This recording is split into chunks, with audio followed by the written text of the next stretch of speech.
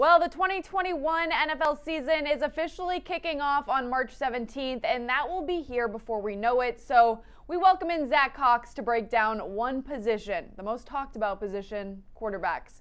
Zach, I want to kick things off right off the bat. Marcus Mariota, Field Yates, who always has the inside scoop with the Pats, predicts that he will be the guy in New England in 2021. What do you think about that? I don't think it's a bad prediction, honestly, especially with a report that came out yesterday from Ian Rappaport over at NFL Network that the Raiders are trying to trade Marcus Mariota. They're getting a lot of interest in Marcus Mariota, but teams are kind of hesitant at this point to take on his contract, which has a pretty reasonable cap hit, but could end up actually earning him a good amount of money because it has a lot of playing time incentives in it.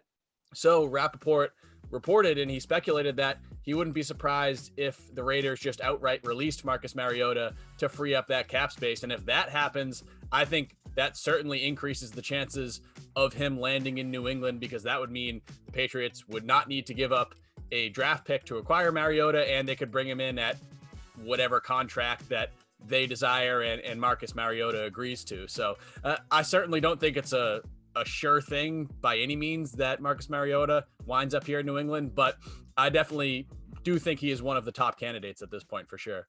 Do you hold anything higher because it was Field Yates who made that prediction? We know that he has strong connections here in New England. Do you think that sometimes when he's making a prediction, he has some inside scoop that kind of sways him a certain way?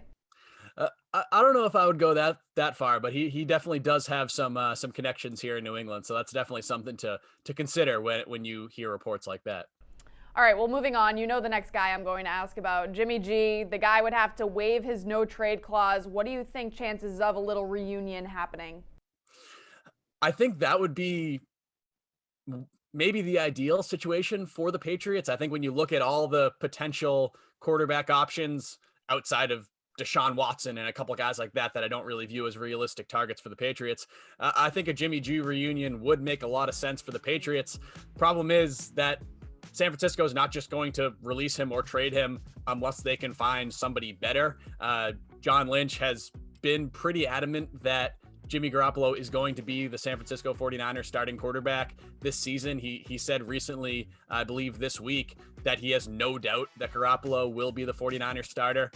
I'm not going to be totally convinced of that until the season actually begins and Jimmy Garoppolo is the 49ers starter. So I do think there's still a chance that he moves, but that's probably not going to be something that happens for several weeks, maybe even months. Maybe the Niners wait until during the draft or after the draft to cut ties with Jimmy Garoppolo. And at that point, some of the Patriots' other options may have dried up by then. So it's kind of a precarious situation with the Patriots and Jimmy Garoppolo. I still do think it can happen, but a lot of pieces have to fall into place at the right time. All right, well, then I'll open it up to you. Anyone else you think would be a good fit at quarterback here in New England, or not even a good fit, but will maybe happen? I don't think Cam Newton is out of the realm of possibility. I think there still is a chance of Cam Newton re-signing with New England. I don't know if that would be the best move for the Patriots because he did struggle this season, but I can see the argument that maybe if you give Cam a full off season in this system, which he really struggled at times to learn last year, you give him some better pieces around him, maybe he can have a better season as a passer than he did in 2019. I see some validity in that. Again, it certainly would not be my first choice, but you're also looking at some other options like Ryan Fitzpatrick and Jacoby Brissett, Jameis Winston, Tyrod Taylor, Mitchell Trubisky. There's a lot of these kind of fringe bridge type starters that'll probably be available in free agency. I don't know how excited the Patriots would be about any of those guys.